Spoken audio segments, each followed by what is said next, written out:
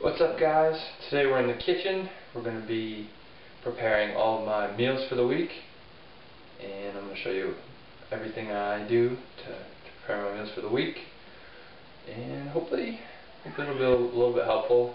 You know, I kind of think I figured it out to where it takes the least time. So here we go. Alright, so one of the first things we want to do is we want to make sure we have a clean working area. We don't want to get any dirty bacteria on our food for the week. So we're going to spray everything down. It might look clean, but we don't know that. We don't know who was here before. So I'm going to clean it. Now we got a nice clean working area. Alright, now if you guys can see, pretty much laid out everything, all the meats that we'll be cooking today, and everything that I need to do that process. And my cat, who's bulking hardcore right now, she's probably going to get a few snacks out of this, but this is everything. I usually split my cooking into 2 days. I cook all the meats now on Saturday, and then the other stuff I'll cook tomorrow, which I'll show you guys. Alright, so first thing we're going to do is these tilapia fillets are still kind of frozen a little bit, so we're just going to put them in to be thawed while I'm cooking the chicken. So.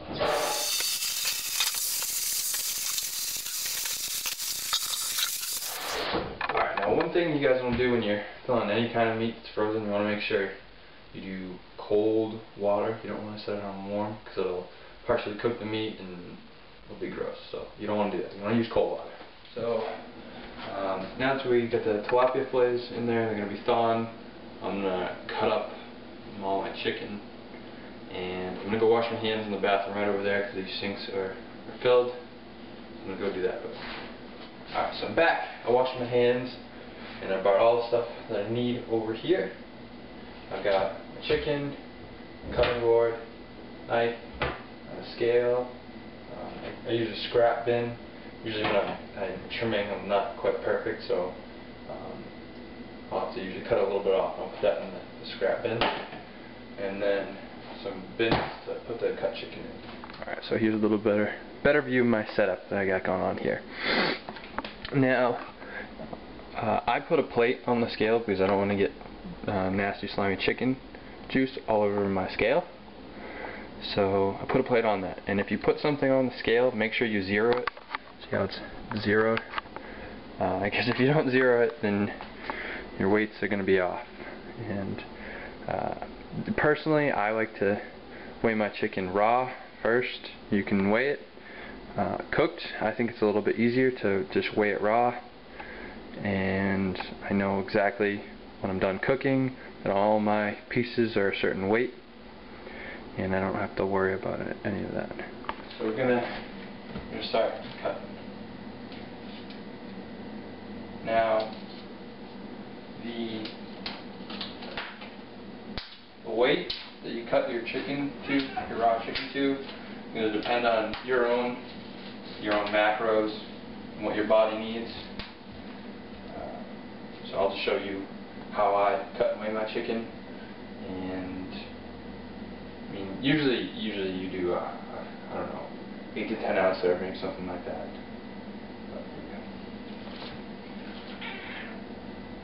So I usually like to fillet it.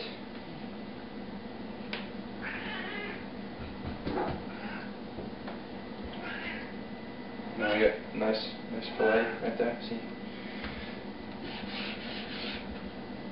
And there's no real fat on these pieces. Oh, a little bit here. So you just want to cut the fat off. And usually a tendon that runs through. Just cut that bad layer out. Now I'm going to weigh. And this is my clean hand, my cutting hand. This is my chicken hand. So usually, that's what I do. I keep one clean hand and one chicken hand.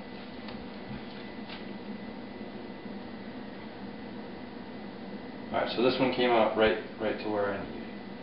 Let's put it in the bucket. This one is a little bit heavy. So I'm going to cut some off. I usually guess. I'm getting kind of good at it now where I can guess when it's the right amount. So, yeah, and it's the right amount. And I'll put the scrap in the scrap bin. I'll usually give them to my brother, and he'll cook them up a little bit differently, or I'll give them to one of my friends, and so I don't waste any of that.